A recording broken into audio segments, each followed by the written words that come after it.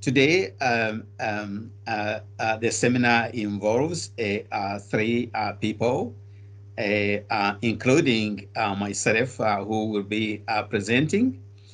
But there are 2 other co-authors for this work. One is Dr. Xiaoming Ding, who is an associate professor of accounting and finance at Christian Jiaotong-Liverpool University in China. And he has degrees in computer science, as well as a PhD in finance from the University of Birmingham. And is the PI of a research program on venture capital syndication and internationalization, and another project on status of Suzhou venture capital industry and the policy implications, both funded in China. Dr. Ding has contributed profusely to the literature, actively in mainstream journals in the last 10 years. The second contributor to this paper is Dr. Qiong Jai, who is an early career researcher and an assistant professor of finance at the School of Intelligence, Finance and Business at Jiaotong-Liverpool University, also in China. Received her PhD from the University of Liverpool, and has already broken through into some mainstream journals, including Journal of Banking and Finance. And her current interests are in venture capital, asset pricing, and corporate finance and corporate investments, and also recent work on fintech. And the 3 of us are working on this project for venture capital, for which we have an ongoing development for a bid, and also this paper, which is on revise and resubmit. So basically, the paper, the purpose of this presentation is to share with you our ongoing work, which is an revise and submit, and also be able to benefit from constructive comments on some of the issues that we're working on to get the paper fully revised and resubmitted.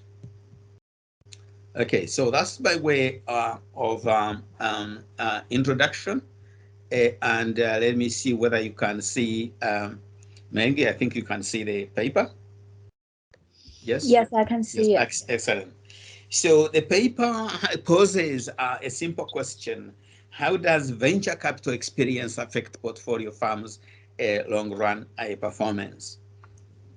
And let me just go back by expressing what is known as the venture capital revolution. And that title of calling the venture capital, of referring to a venture capital revolution, is taken from the paper by Gompers and Lana in 2001 in the Journal of Economic Perspectives, in which they were evaluating this revolution and in a way predicting what has happened in the venture capital industry, say, over the last 20 years. But it is important to put in perspective. Can you still see my shared screen? Yes. Okay. It is important to put in perspective the fact that in the venture capital industry, we need to be able to distinguish between private equity. Hello? Can you see my presentation? Yes, now it's gone. I can't see it myself. So now it's gone. It was there and it's gone. Okay. Let me retool. Okay, you can see it now. Yeah. Now it's back. Okay, thank you. Okay. So I just want to recap where it all started. Ranko Jerick at Sussex, Mike Wright at Imperial, myself and Ahmad at University of Birmingham. 3 years ago, we did undertake a comprehensive survey of private equity and venture capital industry globally, including the UK. And we uncovered in that survey paper, which is published in the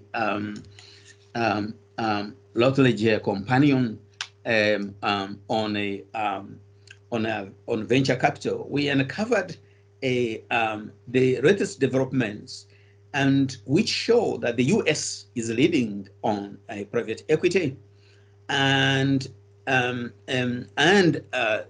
UK also on venture capital, but importantly that the concentration in China is within the first 7 countries in the world in both private equity and especially in venture capital. The actual fact, I could refer you to the Dragon's Den, which is the BBC program that takes place on every Sunday, I think features for those who watch this, where you see entrepreneurs and the dragons looking at new projects.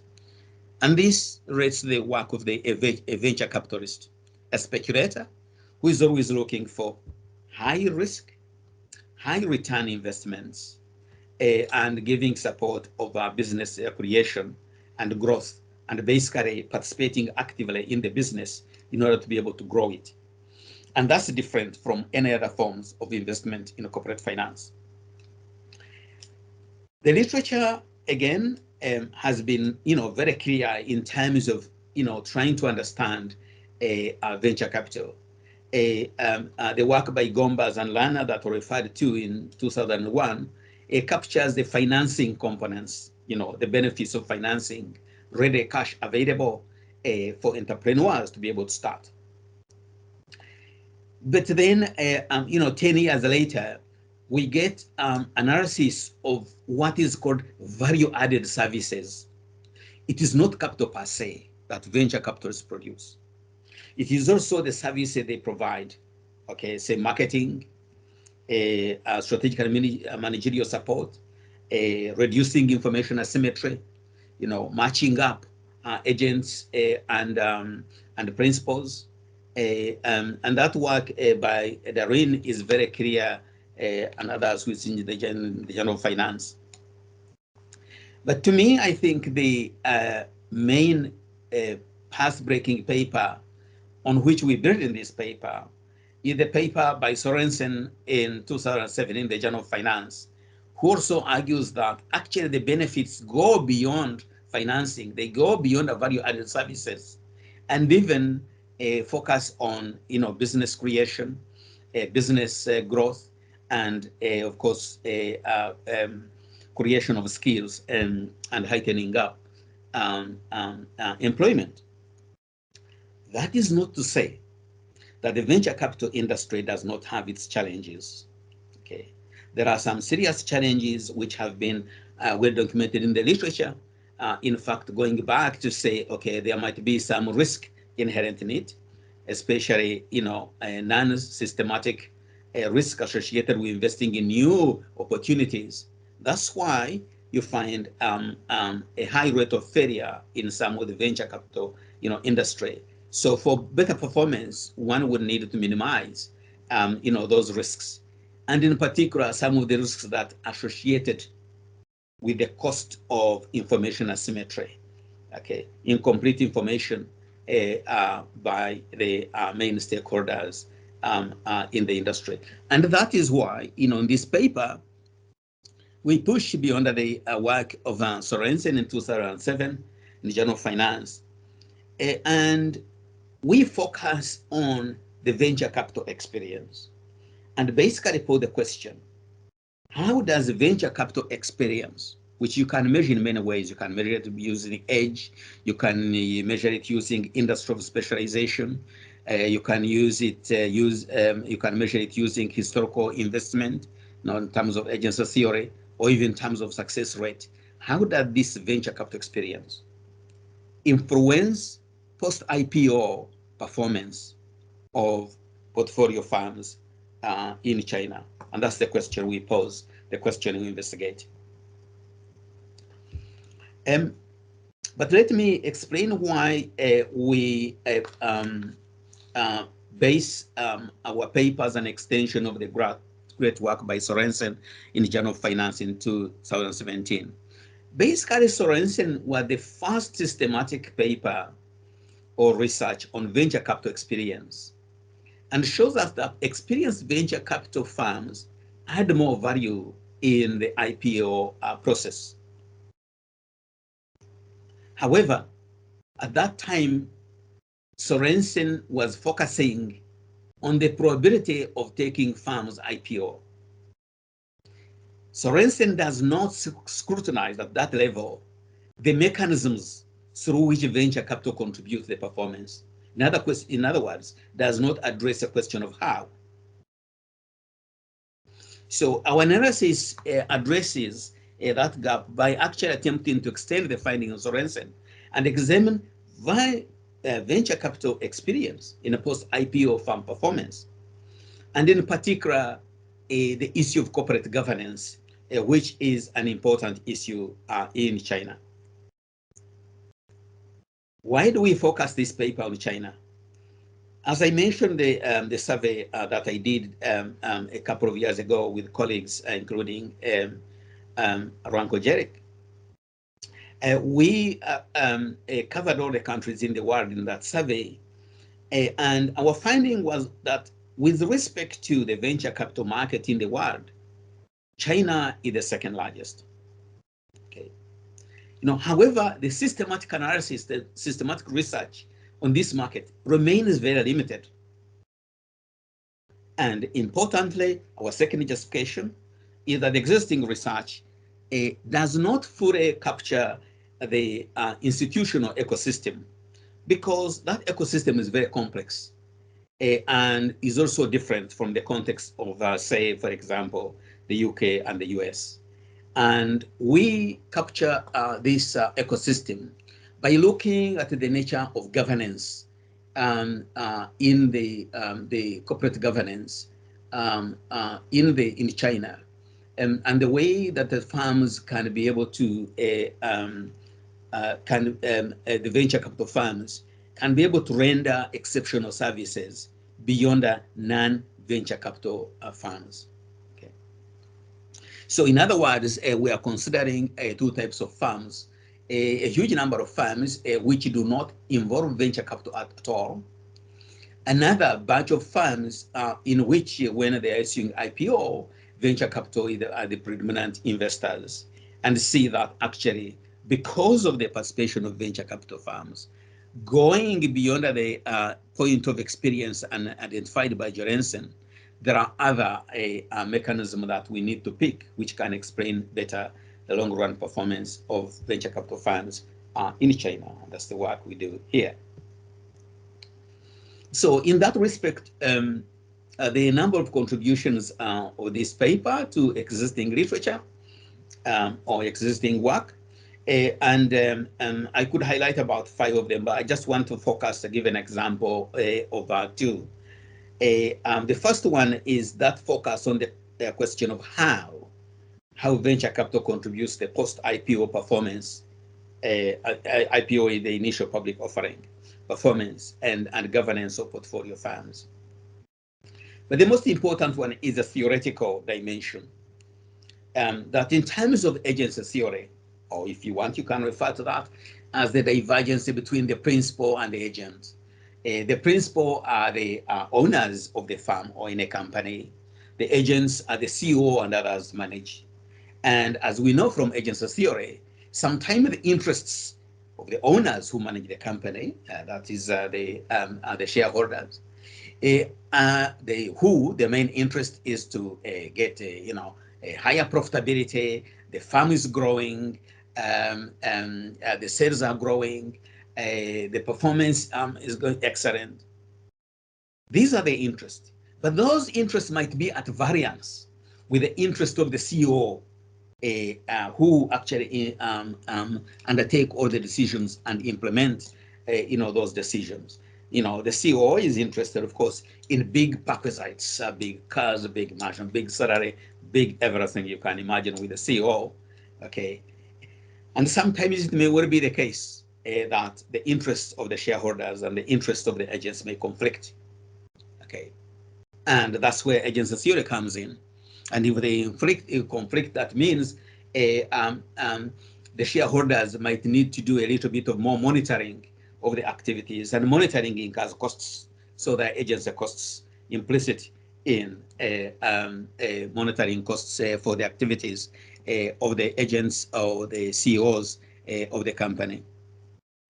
It is in that respect that the venture capital participation in IPOs in the company contributes very much to the corporate finance literature, especially in emerging markets and particularly in China, by examining the impact of active participation of financial institutions. Because the VCs, the venture capital firms, are so active in the decision-making process of entrepreneurial firms. And that is why you see in the Dragon's Den on the BBC in the UK, you find that those dragons are so much interested in exactly what the firm is doing and what can they contribute. Not only the financing, which is very important, sometimes the financing actually they contribute is very, very, very, very, is minimal. Okay, but it is their experience, it's their connections, it's their insight into the scaling up of that company. Okay, so on all those reflected the question of agency theory. A bank, for example, take another financial institution like a bank, which funds via debt, covenants, or via bond or via loan, will extend a loan to a company, but it will not. It will use a credit risk measures to identify whether the firm has ability to pay, and that may not be true with the startups. May not also be true with some of the firms that are initially offering some IPOs, and that's where the venture capitalists come in and contributes the active participation in the decision-making process. In that respect, you could say that this paper has also a high marginal propensity to contribute to the practice, finance practice. For example, in clearly explaining the question of how and what is the impact, so that there is great appreciation of the importance of venture capital in post-IPO performance, and in particular, relating the question of corporate governance. The second other important dimension of this is the suggestion implicit in this study that entrepreneurs should consider venture capital as a valuable partner beyond just simply improving success, rather by just be able to go beyond expensive financing and offering a lot, contrary to sometimes the notion that is attached to venture capital, that basically they are very expensive, they rip off the creativity of the entrepreneurs with literacy. No, they do participate. And in the context of China's corporate governance, they play a very leading role. What I'd like to do here now is just to pick the literature. In the paper that is shared with you, as is also on the website, there is a comprehensive literature review. What I would like to do now in the next couple of slides is basically to pick on the key elements of that literature, some of the arguments that eventually coalesce or metamorphose into the key hypotheses we test. In other words, how we are able to identify some of the contradictions and disagreements and gaps in the literature that eventually motivate us to frame the hypotheses we test and the models we build. Okay. So I will possibly spend about 2 or 3 or 4 slides on this. And I'd like to focus on the strand of literature that focuses on experience. And in this literature that refers to the experience of venture capital firms, or the experience component of venture capital investing, the papers are very clear that say, for example, that the experience makes it easier for venture capital firms to raise funds. And that's the work of Nahat in the Journal of Financial Economics in 2008. Okay. But there is also the literature that apart from making it easier to raise funds, the venture capitalists will provide due diligence, advisory services, monitoring, and also at the time of exit, they do easy planned exit. You see in the dragons, and they are saying, okay, if I give this fund and fund, say 10%, I am going to own 20% of the enterprise, and I will exit at year 5. Okay. And the paper by Berger and Schenk in the Journal of Finance clearly identifies those valuable assets of monitoring and also exit.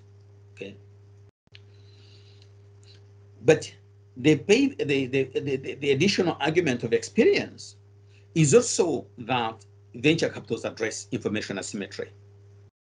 Okay, the problem of information asymmetry, that what the entrepreneur knows is also what the manager knows. And that means that this can be a result into less cost of information because of less cost of monitoring. And this is covered in the paper by Lee and Wahang, 2004, in the Journal of Banking and Finance. So experience is, is a variable asset. Okay. However, the literature is not completely unanimous on this issue. There are some papers that have doubted the ability of venture capital to enhance portfolio firm performance. Okay. And one of the paper, especially the paper by Su in 2004, Journal of Finance, argues that experienced venture capital require high premiums. Okay. And they also require better contract firm. They negotiate very actively. Those venture capital investors negotiate very, very, very seriously, aggressively with the entrepreneurs. Okay, and that may actually mean that they do not necessarily, offer better terms to the entrepreneurs. But also the other doubt is highlighted in the paper by Wang, 2003, who argues that actually sometimes there may be conflict of interest. It may be that the venture capital is interested in eventually issuing an IPO, get 30%, eventually raising ownership 40%, eventually owning, say, 60%, and take over the firm. That is the way venture capital investment in the firm eventually results into a merger and an acquisition. Okay, I think I have again lost my slides. I don't know why, but we can see it. Okay, you can see it, but I can't see it. I can't see my own slides, so I may have to just one moment. Maybe I may have to mute. Okay. We can see the slides. There's no problem. Yeah, but I can't see my own slides. That's the only problem. And I want to know which, how far I've gone on the page. So, okay, just one moment. Yeah, I'll share and then. Okay, that's fine. That's fine. I'm there now. Okay. Okay, great. I may not see you, but I'll see the slides, and then if there is any problem, Meng, let me know. Yeah. Okay. So, I was on the point of saying that in this strand of literature about venture capital experience, there is also the doubts on the ability of venture capital to enhance portfolio firm. And the second argument there is about the conflict of interest. So basically, we have, therefore, on one hand, that experience is a valuable asset. We have, however, some literature that contradicts this. But what we need to test is to see how this stands. And to do this, we will need to control for venture capital selectivity. So we formulate a hypothesis to say venture capital experience have positive effect on post-IPO performance, even after controlling for venture capital selectivity. We hypothesize positive or rather negative because the arguments for experience outweigh the negative effects. And after all, if we incorporate that, firms may be able to internalize the conflict of interest, a potential conflict of interest. And if we also argue that venture capital firms cannot enjoy premiums forever, then the only outcome is that have positive effect. That's a hypothesis.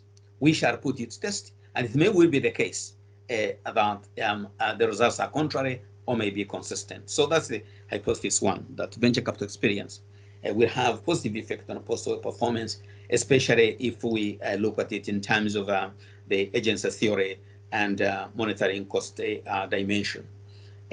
We sidestep some other arguments like transaction costs, which however could also be incorporated here. The second strand of literature also is an extension of agency theory, but concentrating more on corporate governance. It's about board independence, the board of directors of the company. And really here, the key arguments are as follows, okay? You have a standard in a typical firm which may have nothing to do with venture capital. You get the board of directors. In SOAS, we have the board of trustees, okay? You get the board of directors, and this board of directors play an important role in the way the company is managed, the company is financed, and the activities that the companies undertake in terms of actually corporate policy, okay? What the venture capital investment in the firm offers is basically a hands-on board that is very much involved in the running of the firm. So you may have, even when there is a separation between the CEO and the chairman of the board. In most of the corporate governance literature, and some people who are not introduced to this literature, they may not be able to tell who is higher than the other. Is it the CEO or the chairman of the board? Okay. But corporate governance is very clear about this, okay? But you see the essential elements of good corporate governance, okay, in a paper by Leo in the Journal of Finance, it's very clear that board independence is very sacrosanct, okay? It's very important in the better management of the firm, okay? But we know, especially from the work of Jensen, the classical work of Jensen, okay, is that there should be a separation of CEO and the chairman rules. And if that happens, that strengthens board independence. In many organizations, especially if I can digress on central banks, that's not entirely clear. But on firms, corporate firms, okay, the corporate firm industry, that is it's very much helps that there is based on the work of Jensen and also Jensen and Menkling, that the separation of CEO and chairman is very important. And that could be actually also with a higher percentage of outside directors, non-executive directors, the NEDs, okay. It also becomes very important that the shareholders, the large shareholders, could be able to monitor firm's management team effectively and improve firm performance significantly. And basically, that's what venture capital firms deliver to the company. The involvement of the venture capital investment will be able to deliver these benefits of board independence. But it's not altogether clear that it can always be the case.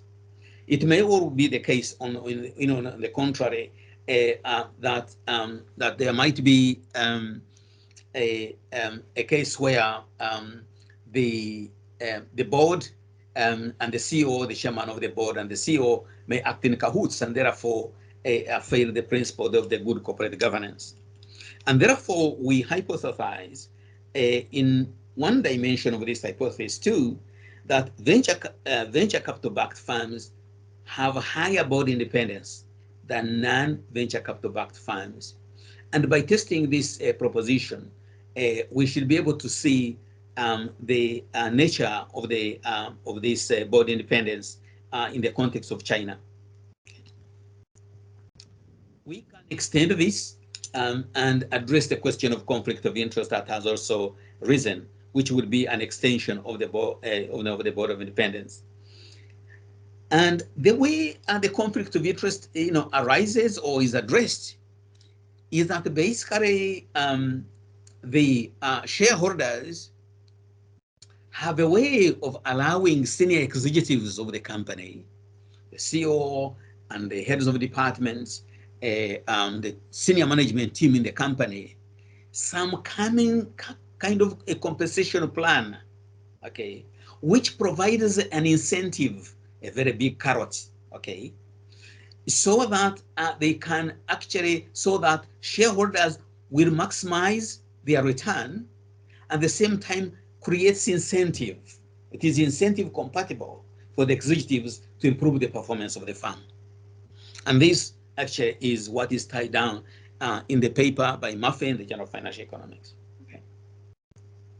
And this idea is just an extrapolation and clarity of the argument in the classical Jensen and Meckling paper in 1976 about the cost of deviating from value maximization stakeholders, that basically the wedge between shareholders and management, it actually disappears, okay? And as management stock ownership rises, they get more incentives. They actually be able to actually synchronize the objective with the objective of the shareholders, which is to maximize the value of the company. And so, because of that, we need to test that the senior executives, okay, who in basically the agents, the senior executives in venture capital-backed firms have higher stock ownership and compensation, because that will give them the incentive to increase performance. And both the shareholders and the executives will be happy. And therefore, venture capital firms will register high performance overall.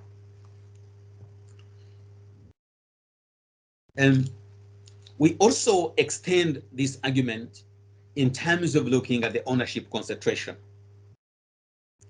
You see, the concentration of ownership in the form of very few shareholders can lead to serious agency problems. That is because controlling shareholders, where you have a firm with controlling shareholders, they can be able to expropriate minority shareholders and create harm to the value of the firm. This therefore indicates that higher ownership concentration is not good at all. It's not a good phenomenon for corporate governance, as put together in the paper by Lai et al. 2015 in the Journal of Corporate Finance. So we need also to extend this agency problem by being able to test that venture capital-backed firms' ownership are less concentrated. Okay. And basically, those are the main hypotheses which we investigate and are able to put to test. In other words, to shed more light on how the venture capital experience in Chinese firms will influence very high and exceptional post-IPO performance of the portfolio funds in China. Okay, now I go to methodology to try to explain how we did the research. But let me go back a little bit. In the invitation to revise and resubmit, one of the theoretical extensions required in this paper is to add the value of transaction costs, okay, which becomes actually it's a public policy dimension in terms of the fees and the transaction levies imposed on venture capital ownership of firms, and that can actually be explicitly captured in a variable, and we are constructing the data to actually affect transaction costs. Okay, so in the data, we are fortunate a bit, but with some limitations, as I'm going to mention, because we obtain the financial data and the data on corporate ownership from the China stock market and accounting research, the CSMAR database. But this database has the limitation that it is reporting information from 1996 to 2014. And what we're trying to do is to build an extension to 2020, but that is involving also a lot of synchronization of data points to make sure that the data is continuous without too much break and is consistent throughout. The venture capital data obtained from the CV source database in China, which is very comprehensive, readily available, and of high quality. We're interested in non-financial listed firms because again, financial firms have an extra dimension of this, very tricky. So we consider non-financial listed firms, which are listed on Shanghai and Shenzhen Stock Exchange. And we retain 2,263 listed firms, in which 567 are venture capital backed. I think in the review of data, we see the venture capital firms to be able to expand almost to 1,000, in which there would be a higher percentage. But this is also a reasonable fraction of venture capital firms compared to non-VC backed firms.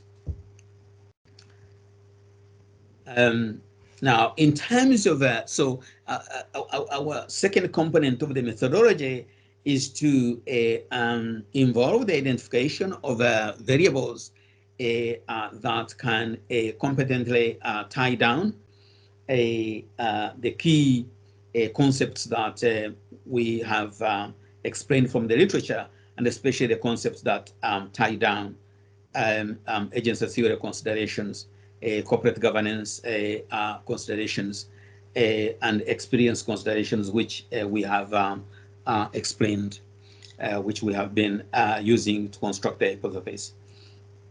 And in here we have the venture capital age, because age is one important dimension in measuring venture capital experience, as we mentioned. So this is we use a log transformation of 1, plus the difference in years since the venture capital firm was established up to the year of observation. We also capture here the second component of venture capital experience, the industry of specialization.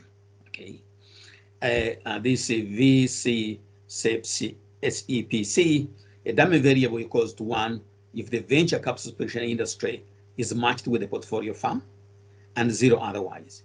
And this measure has been consistently used in the literature since the work by Gombas et al. In 2009 in the Journal of Finance.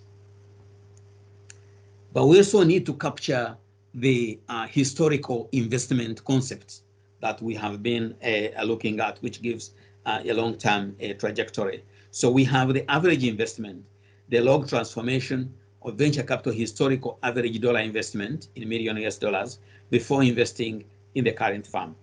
Okay. We also need to capture the the ratio component, which we have a venture capital IP for IPO, initial public offering ratio, the number of IPO firms taken by the underlying venture capital divided by the total number of projects that venture capital exits through IPO. And as I mentioned, it could also be leading to a MA, a mergers and acquisition. In fact, we are splitting this to also explore the cases where initial public offerings have indeed ended up leading venture capital firms to take over, acquire, or merge, lead to acquisition, especially to acquisition in terms of the MA. So the venture capital experience is an important dimensional argument, and indeed is captured by age, industry of specialization, historical investment, and of course the success rate that can be given by this IPO ratio. Okay. We also address the post-IPO performance, which actually identify the time of entry when the venture capital entered the firm, okay, and issues an initial public offering, and then how it performs after then, okay. In this definition, our definition is different from the arguments about, longevity of management buyout in a paper that I did 3 years ago with a number of colleagues. And so we basically wanted to focus strictly on IPOs that are rated to venture capital. And here the performance here is measured in terms of industry adjusted rate of return on assets, ROA, and the stock return that captures firms' profitability. In other words, it's a profitability argument. That profitability, by the way, could be measured in many other ways. For robustness, we shall later explore other ways of measuring venture capital firms' profitability, so that it's very clear that our results are not only specific to the variables we use, but could remain robust even when we explore the other methods of measuring profitability. But the performance could also be done with a standard measure like Tobin's Q. And Tobin's Q in corporate finance could be used to measure many dimensions of corporate behavior. But in this context of venture capital, we are using it to represent market recognition to the extent in which, venture capital environment and the extent in the market. So we term that a market recognition.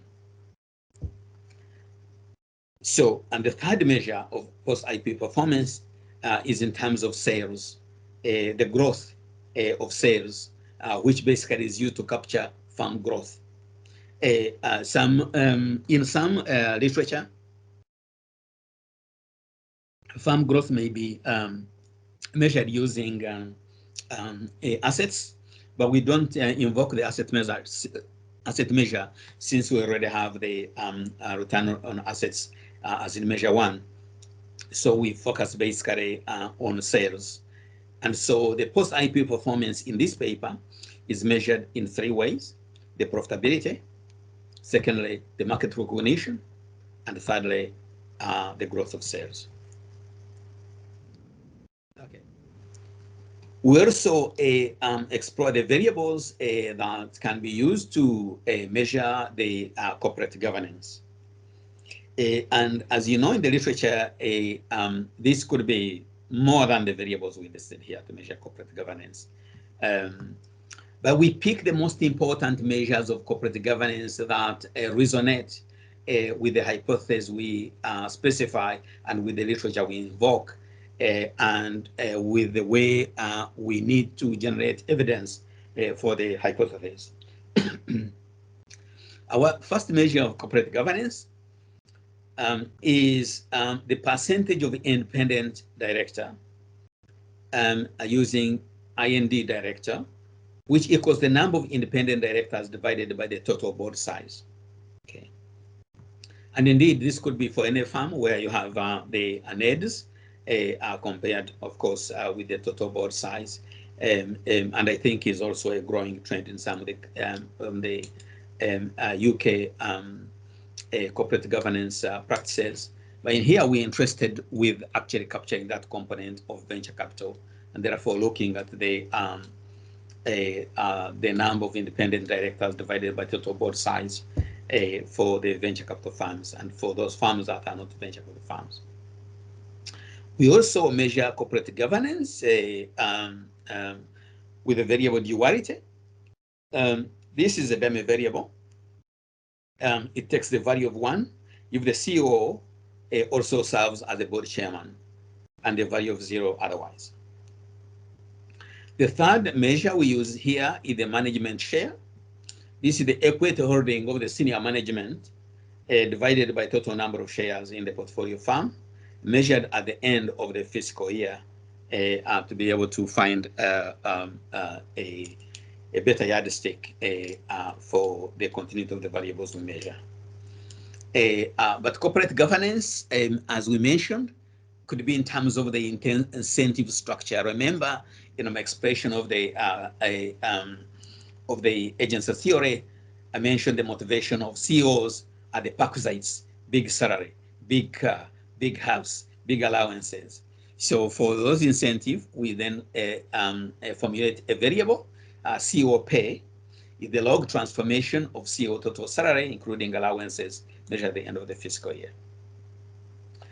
And we then incorporate another variable of a corporate governance, and the equity holding of the largest shareholder in the firm divided by total number of shares of the portfolio firm, measured at the end of the fiscal year, that is owner concentration. And if you think of any corporate governance variable that you think can resonate with our story, okay, we're happy to know to consider that corporate governance variable. So those are the variables. Now, the modeling procedure is very well covered in the paper.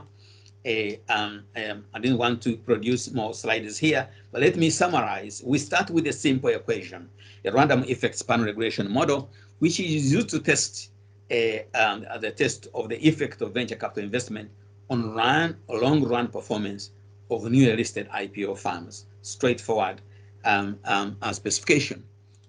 And then we modify that in equation 2 to test hypothesis 1, which predicts that the firms backed by experienced venture capital firms have superior performance, and we use a random effect span regression.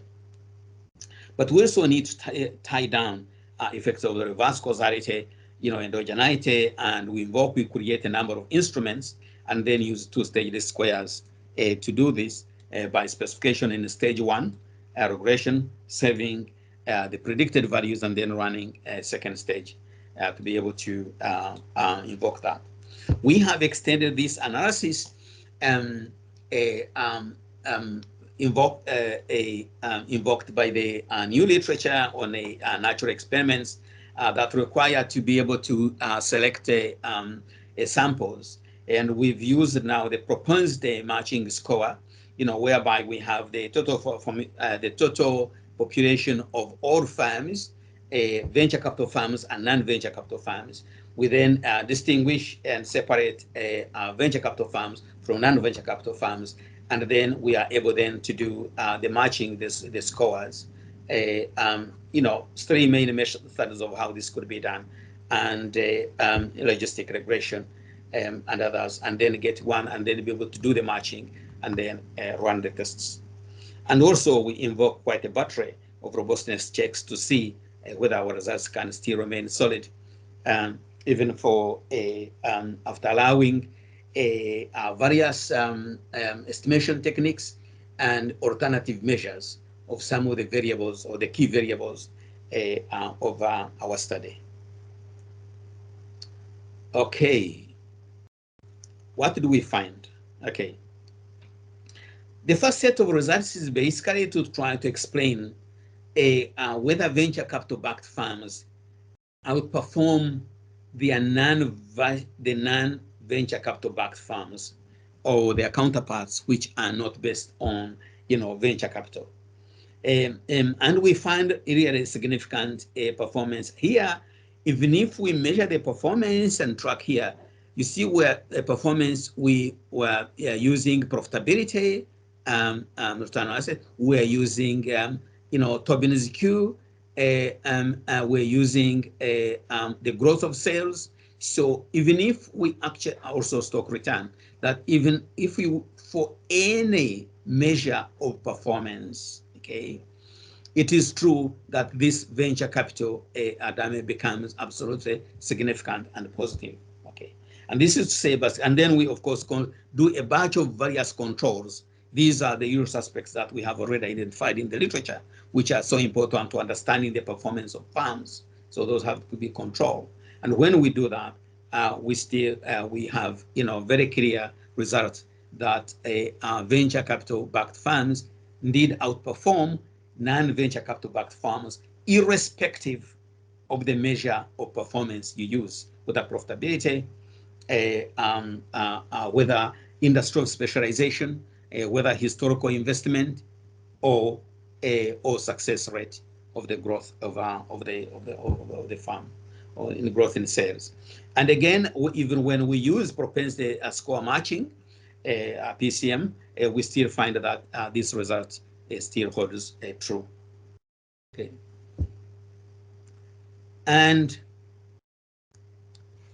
in the second set of results basically, we try to do a direct test of hypothesis one. Okay, venture capital experience have positive effect on post-IP performance, even after controlling for venture capital selectivity. We've already given the reasoning why the experience will have positive effect rather than negative effect, or rather than being indeterminate in terms of IP performance. And here we report results in which performance is measured in terms of profitability, return on assets. Okay, and so we find, say, in the first regression, that if you measure venture capital experience in terms of age, okay, still we find that they have positive effects on post-IP performance. Even when you measure experience in terms of industry of specialization, you find again they have a positive effect. Even when you measure in terms of historical experience, you still have a positive effect. Now, on the now, even when you measure by its success rate, but in terms of the average investment over time, the results are positive but not significant. So it may be to explore more about how the averaging of investment is undertaken, something we're exploring a little bit more to understand the role of the average experience of the historical investment in hypothesis one. And again, we are controlling for the standard measures. We then, in the tables 3, 4, and 5 in the paper, we have removed the profitability measure, and we have substituted the other measures of performance, namely Tobin's Q, and also the stock return, and also the growth of sales. And we still find that our results are consistent or support hypothesis one, that venture capital experience have positive effect on post-IPO performance, even after controlling for venture capital selectivity. We then have to take effect of possible endogeneity and controlling for selection and possible reverse causality. And this is the second of the 2 regressions run to be able to do 2-stage squares. And we indeed find that even when we allow the various measure of performance, return on assets, Tobin's Q, stock return, and then sales. And this is the instrumental variable specification. We find indeed that in terms of the venture capital measured by age is particularly important as a measure of venture capital experience and of trying to understand the impact of how a venture capital experience measured by age influences positively the post-IPO performance of post-IPO firms. As here we add that even if we use the various measures of venture capital, we still find that we can still support the first hypothesis. We then also consider hypothesis number 2, which say basically, does venture capital governance add value? This is almost a direct test of agency theory in terms of the corporate governance structure. We have the results here summarized here in terms of the main variables that we have been we explained a little bit before as measures of corporate governance, the duality, the management, CEO pay. And we find, yes, that this venture capital damage still becomes important. And therefore, venture capital governance adds value. That's conclusion can be reduced from these equations. But we find that in columns 1 and 2, will support hypothesis 2A, 3 and 4 support hypothesis 2B, and 5 will support hypothesis 2C. And if I could backtrack a little, sorry, a little bit. Yeah, I can take you back to this hypothesis. In 2A, venture capital backed firms have higher board independence than non-venture capital firms, validated. Senior executives on venture capital firms have higher stock ownership and compensation, incentive compatibility, argument, validated. And venture capital backed firms' ownership are less concentrated because of the argument of ownership concentration, which is also validated on that, the results in that table. Okay, we also undertake some robustness checks. And one of the most important robustness check we look is trying to explore the alternative measures of venture capital ownership. So we employ a venture capital ownership measure whereby we are looking at venture capital ownership in the company rather than using a VC venture capital dummy to account for venture capital contribution. Okay, so here we can get not only a 0-1 a surrogate variable, but actually a running variable. So we run our analysis. We rerun the analysis after excluding the internet. We also do robustness tests to say that our results need to take into account some of the potential breaks in the continuity of our data. So we run this analysis. We exclude the internet bubble period of 1998-2000. We also control for the financial, the global financial crisis period 2008-2009. Okay, and our results are statistically economically consistent with the results we report in the paper, and that's again consistent reported in the paper. Okay, so I would just like to sort of taken longer than I thought I would take. 30 minutes would have done maybe, but okay. What did we have in this paper? In this paper, we are trying to extend the solution argument in the Journal of Finance and actually deal with the question of how. How does venture capital experience, measured in terms of age, measured in terms of industrial specialization, measured in terms of historical investment, measured in terms of success rate, which these components reflect the ecosystem of China. How do they influence the post-IPO performance of portfolio firms in which venture capital has portfolio in China? So that's the question of how, and also build this along the agency theory perspective of how. And our results are very clear in terms of 5 main concluding observations from the results. That venture capital backed firms outperform non-venture capital backed firms in China in terms of profitability, return on assets and other measures, market recognition, Tobin-Skew and others, and sales growth.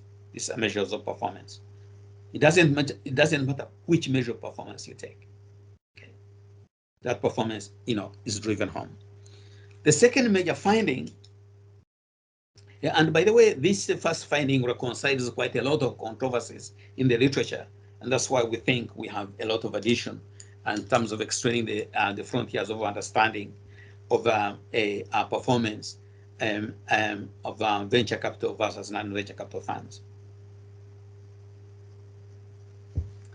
The second finding is, in terms of how this happens, through what mechanism, through what main determinants.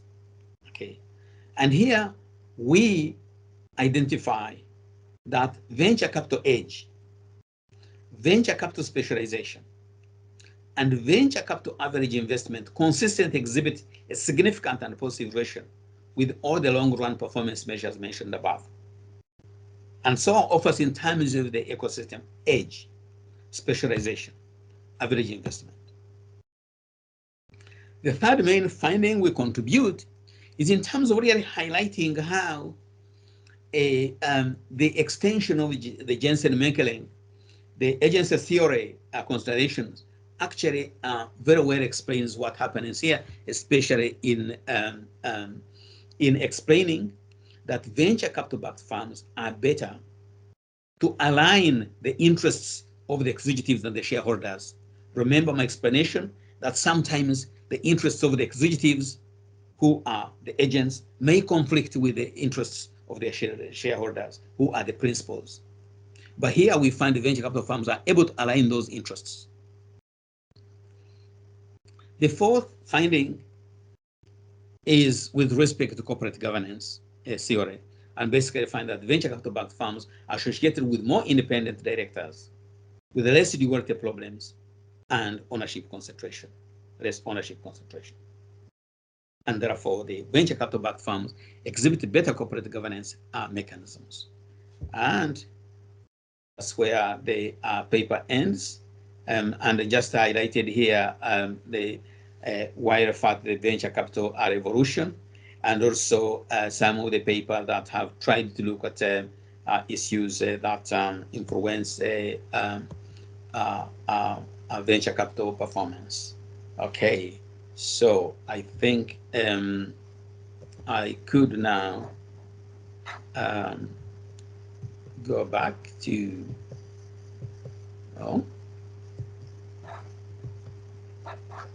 okay, where are we? Okay.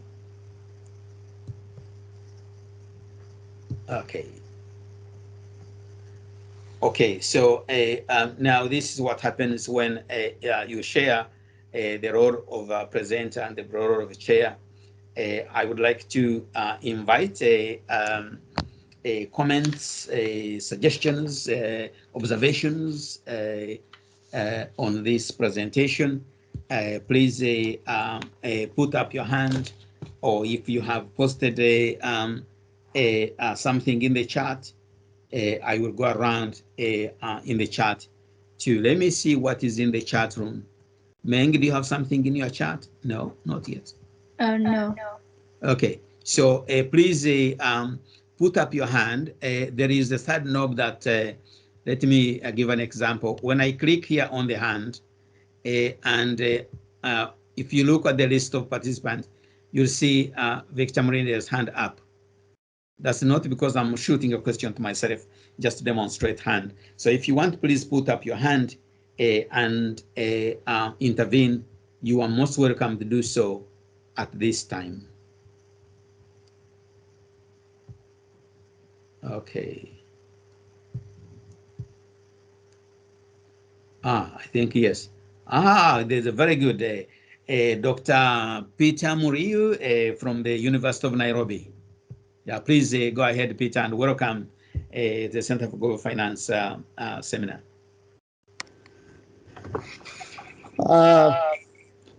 Thank you, Chair. I have keenly followed your presentation, and it is of very much interest to me and my postgraduate students. I find it very interesting.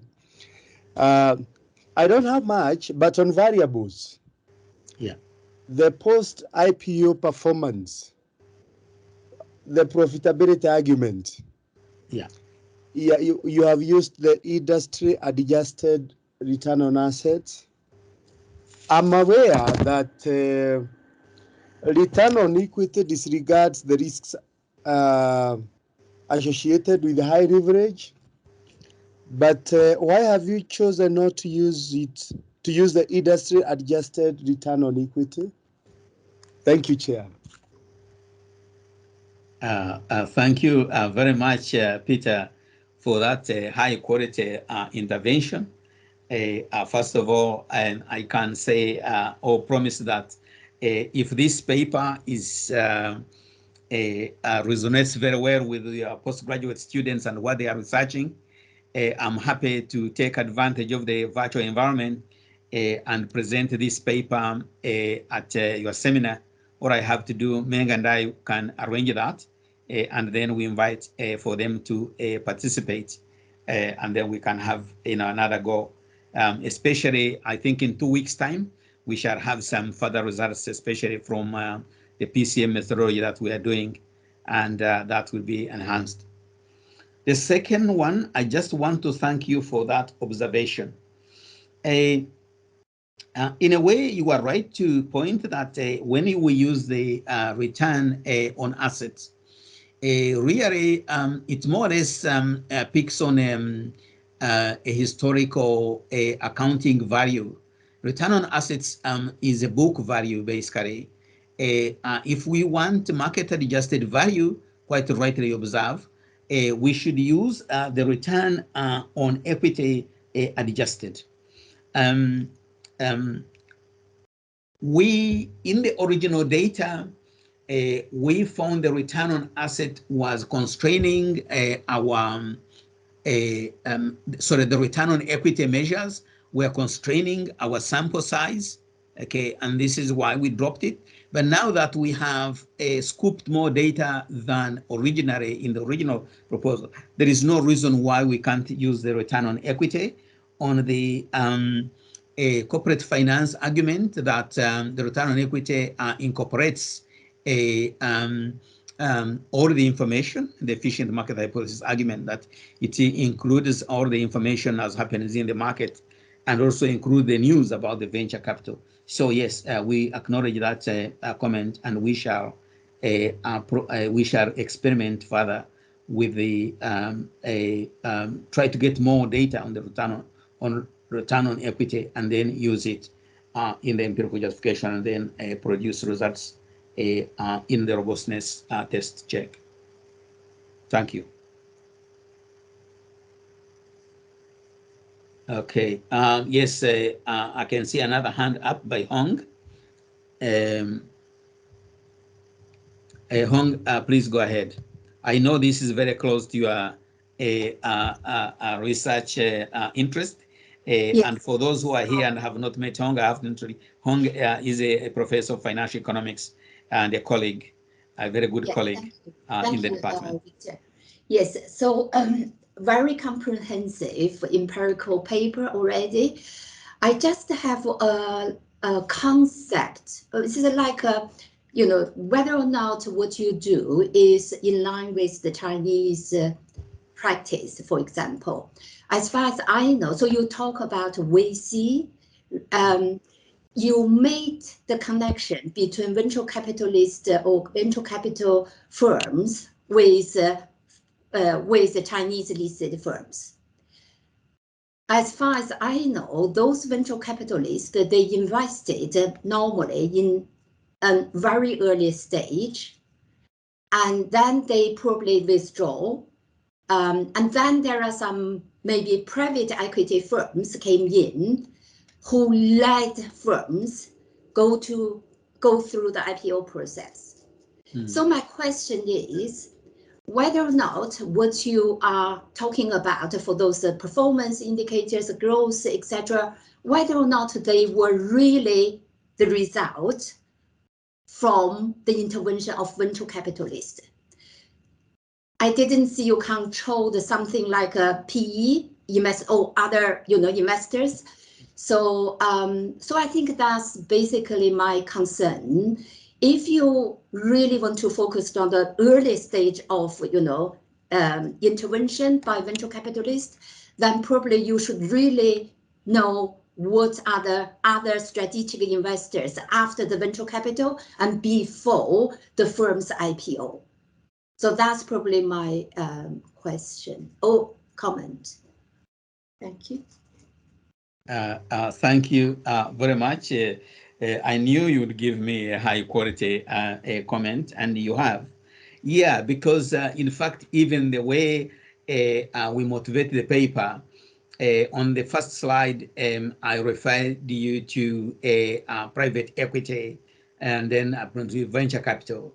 But actually, we have not, at least in my presentation, I have not explained the other strategic investment channels that indirectly or directly compete with venture capital. Okay, I should have done that, and we shall add that.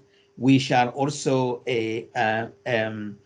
find either direct or indirect methods of being able to test for them and try to single out that the effects we measure are unilaterally and directly arising from venture capital and not any other confounding other methods of funding that. That's very high quality intervention. Thank you very much. Appreciate it. Yes, yeah. There was also a comment we got from one of the referees in the paper about some other implicit corporate governance systems in China, where firms have got a kind of internal mechanism, like a business house mechanism, in which they control the investment, so that when they engage in venture capital, it's different from the venture capital arrangement. Was it Huangshi or Guangxi? That it's very different from the venture capital involvement that you see in many industrial countries. And we are trying to design a measure for that. Yeah.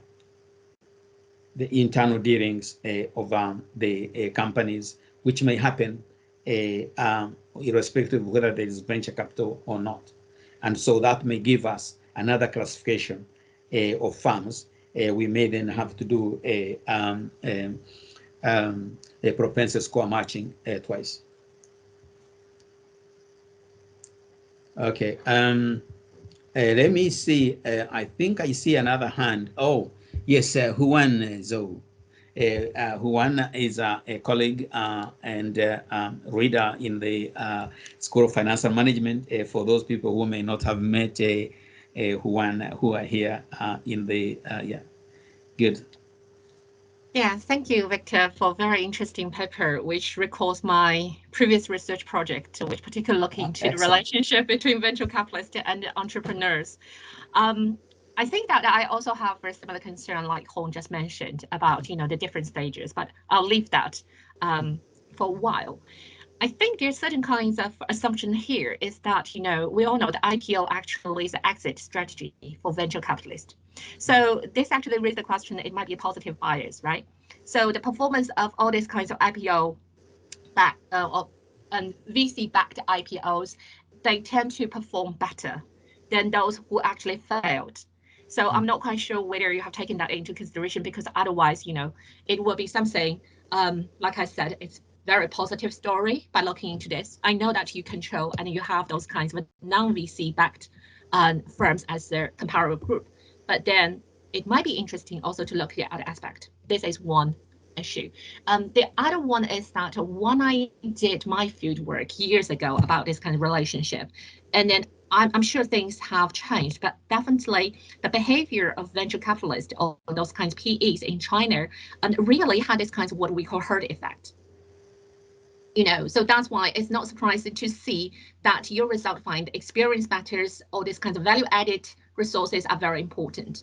But the thing is that I'm not quite sure whether you also control is that there might be certain kinds of a peak period, especially in early 2000 and also later 2010 after financial crisis. So the venture capitalists in China, they were eager to spend their money to look for their investment. And then this actually herd effect will affect the way how those firms actually deal with their relationship with the venture capitalists, which will lead to their performance in the stock market afterwards, because I think there is a chain effect overall. My research pretty looking into before IPO. So it will be very interesting to hear your presentation and to know, how well or how bad those firms actually perform afterwards. So those are my two issues I would like to discuss with you and also your colleagues, because it's really important to see the overall picture, but definitely the context, like you mentioned, that the corporate governance in China is quite different from the way how the developed markets operates, and also the behavior of the venture capitalists also actually tend to be different from their operations or their investment portfolio in other countries. I might have missed your data, because what I found in my research is that the nationality of those kinds of venture capitalists actually matters, the way how they control and how they actually communicate with those firms they invested. But on top of that, it's more about their close contact. Like you said, how much involvement they have in their investment companies matters more than the cultural differences, which we initially thought in strategic management, the impact of it. So I'll stop here. I'll let you respond to some of my points, or we can find another time to discuss. Thanks very much, Juan. Very high quality points. You said two, but actually I wrote down 3 points. The first one is you mentioned your paper, and I would very much love to have a look at the paper, since it's very relevant to this discussion. So I will be contacting you bilaterally to get a copy of the paper and have a look at it and cite it in the study. And thanks very much for mentioning that. I also, the second point you mentioned on, post-exit of IP, I think is very much important. Yes, it would appear like we have a theory that will more or less lead to a positive results, in which case we get performance being enhanced. But we are motivating it, slightly cautiously to explain that for every hypothesis, we could do the testing and generate the alternative for each null hypothesis. There is an alternative hypothesis, there to be kind of discovered. I agree also with the third point, that the controls. I think this is something we need to explore, because otherwise I think we are likely to get comments from other people in the market. The control, the market is different, and that's true. And we actually would like to exploit the difference in the markets to explain our findings, because that will make it structurally relevant for China. Yeah, I'm interested in looking at the nationality of the venture capitalists. And I suppose sometimes depends on the granularity of data, how to capture the nationality. So we'll try to see how you capture the nationality and to see whether we could actually do it for the venture capital firms and see the difference, because it would produce, again, another quality dimension that enhances the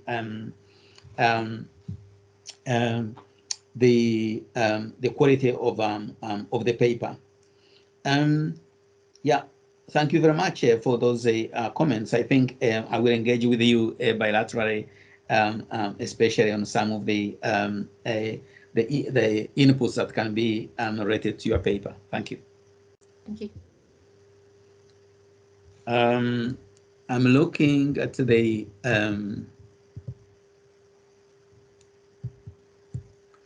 of course the other dimension is, of course, that the venture capital industry globally, especially in developing countries, is less studied. I think last year we introduced a project within the African Economic Research Consortium to try to interest researchers to explore the venture capital industry. And I think there was only one paper. And so the traction hasn't still. We possibly these papers will pick on the traction of people interested in exploring the venture capital industry in Africa and Asia outside China. Yes, okay, good. And then Shibia, your hand is up. Please go ahead. Thank you, Professor, for the very interesting paper and the presentation. I just have one comment for clarity on the robustness for the IB, the instrumental variable. I just wanted to know which instrument were used and the quality of those instruments, if you managed to assess the quality of those. Yeah, you that's thank you very much for raising that question, Adan, because we actually possibly were a little bit frustrated with the exploration of the instruments. We started by formulating variables that could be potential instruments, which variables were could at least pass the degree, the test for exogeneity, and a lot of the variables actually did not stand up to scrutiny. They actually failed the test. But we ended up looking at the value-added effects of venture capital by using a variable IPO, the total number of IPOs from the province. I can divide China by the provinces. So they wanted to explore the geographical dimension, the total number of IPOs from the province, where the venture capital firm is located 1 year prior to the portfolio firm going public, and which has attracted venture capital investment. And we use that to control for endogeneity problems.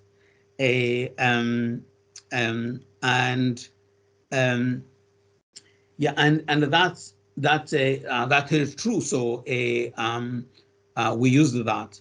We also tried to look for the to build on the fact that before 2003 in China, China used a quota system for IPOs, okay, in which the provincial governments allocated quotas, selected firms to not only go public, but also the total number of shares to be issued by the firm, okay. And so we tried to control to use that variable, but actually that variable was not so much helpful and not serve as a useful instrument. And therefore, it is only the IPO NO variable, the total number of IPOs from the province where the capital firm is located, which passed the exclusion requirement for instrumental variables. And that's the one we used. Okay. I suppose that we could hunt for a little bit of more variables, but we also didn't want to kind of explore using that some of the simple tests used for endogeneity, which are now not really taken so seriously in terms of the kind of dynamics. So we don't have a dynamic lag structure in our paper. Okay, I don't know whether that will provoke you make a suggestion or what you had in mind, Adam. Okay, thank you for that clarity. Okay, I don't have a specific addition at this point. I just want but also I think your point is kind of helpful. So if you look at the paper, and in the paper we explain the test we structured and the results we got, and you need further discussion, please feel free to get in touch, and we can can explore, because that's a very important dimension in our paper. So I will now take Erda, and then after that Bernadette. So Erda Onsom, Kipra. Thank you. Onsom is from Kipra. Yeah, go ahead. Yeah, mine is just one small clarification on how you measured specialization, because this could be a major variable, particularly for policy, when determining which type of firms could be using the venture capital compared to the others. And also, number two, now that you did the study for China, how can maybe the other countries learn from the same, particularly the African countries where the IPOs seem not to be working as such in raising funds for firms? Yeah, okay. Thank you very much. I think, thank you, Erda. Those are important observations you made, especially looking at the question of industry of specialization. In many countries, the industry classification is standard, according to the standardized industry classification.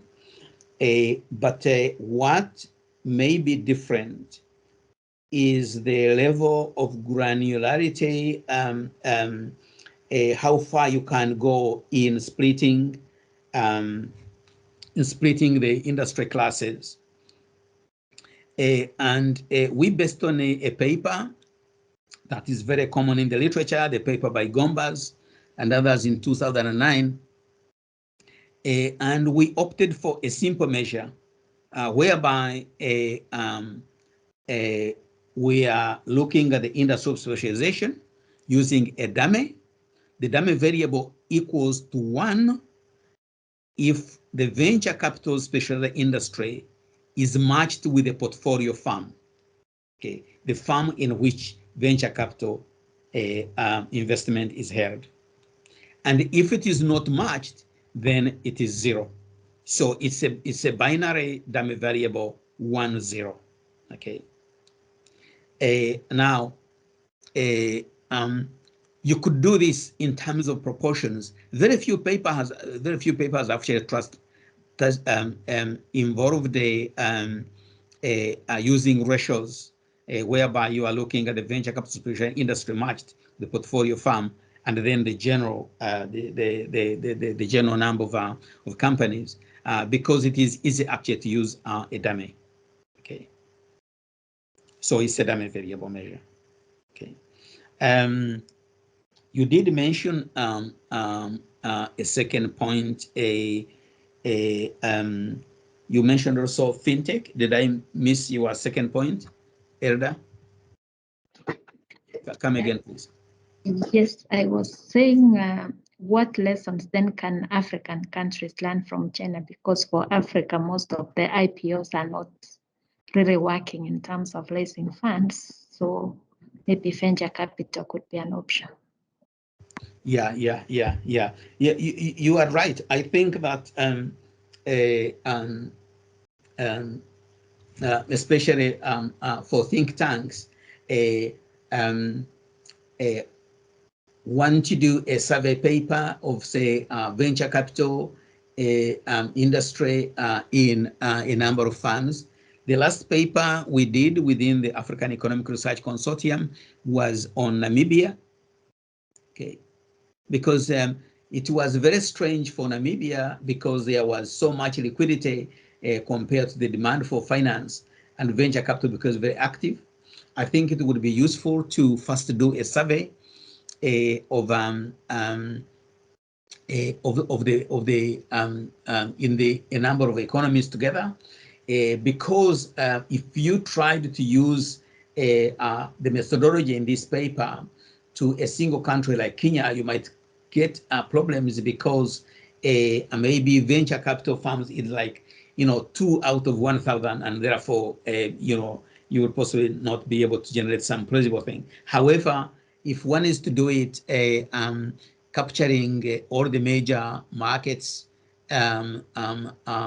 Egypt, West Africa, the Abidjan, Kenya, South Africa, Nigeria, then you would possibly have a big study to say how is venture capital performance trends, and here you can compare to non-venture capital firms. And then also consistent with the point that was added by Hong Bo in others, you also need to look at, say, other strategic investors. What instrument do they use? So it would be a survey paper that looks at venture capital alongside the other investment vehicles used for financing startups and other firms at the start of their growth journey. And then if venture capital features significant, then one can then, as a subsequent paper, delve into venture capital. But I think a great paper that would be comparing these mechanisms would indeed be great. Yeah. Okay. Did I? Do you want to do a follow-up, or is that okay, Erda? No, that's okay. Okay, thank you. Bernadette. Yes, first of all, to introduce Bernadette is, hello, Bernadette? Yes, I'm here. Yes, indeed, is previously a director of the African Development Institute at the African Development Bank, former colleague, and a great intellectual contributing to a lot of the developments in Africa. So it's great that you could join us here. Please, your question. Okay, thank you very much, Victor. I would like to congratulate your team for the quality of the work. And I'm very glad to hear that some work has been done. A paper on venture capital has been lately introduced through the AERC network. Actually, my concern was from following your presentation, I was thinking about asking you, what can we mobilize as a lesson from the presentation for the whole of Sub-Saharan Africa? So the previous person asked the question on that, and you responded to that. But still, I would like to know if you are thinking about pushing the number of papers to be written on venture capital through the network, and what do we know about venture capital as concern Francophone Africa? Thank you much. Thank you very much, Bernadette. Bernadette and I have produced a number of leading ideas. I will not list them here. Through such a conversations, we always produce an idea that eventually works, including not working with think tanks for policy dialogue. What you have pointed is so important, Bernadette. I think, quite honestly, that if a group of interested people put together a research project on venture capital and other other methods of a strategic investment to support startups, including fintech. Okay, for African firms, it would be supported as a research project, that it would get funding. Okay, a number of interests would do it, and these are the key, I think, arguments that would prove very important in the funding. First of all, it combines research and innovation. Okay, there's a research component of it, which is basically doing the research like we're doing in this particular paper. But in the aspect that it could be the innovation side, venture capitalists represent the transforming innovative ideas, okay, into companies. Okay, they fund the innovative ideas to happen. And I had wanted initially to start by playing a video of the Dragon's Den in the UK, which is a program that takes place on TV in the UK, where the Dragon's Den are like the venture capitalists, and they are looking at new projects, new ideas, and they are deciding on what to fund them or not.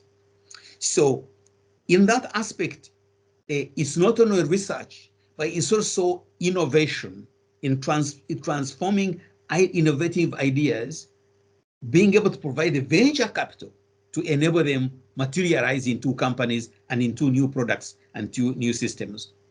For that matter, a combination of entrepreneurs and researchers could yield a first-rate project. There is no doubt in my mind.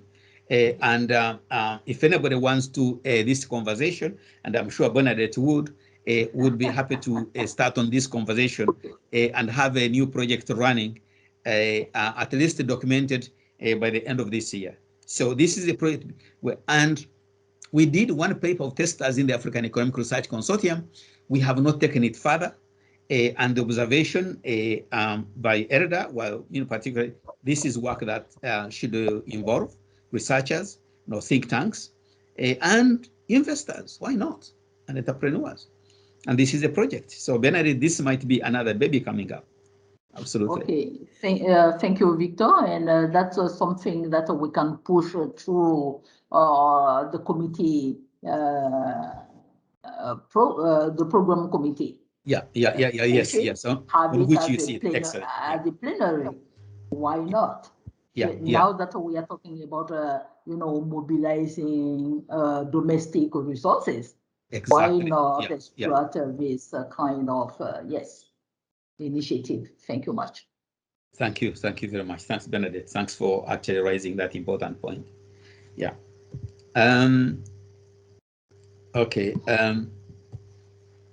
Other comments, observations? Okay. We are kind of also almost drawing to a close.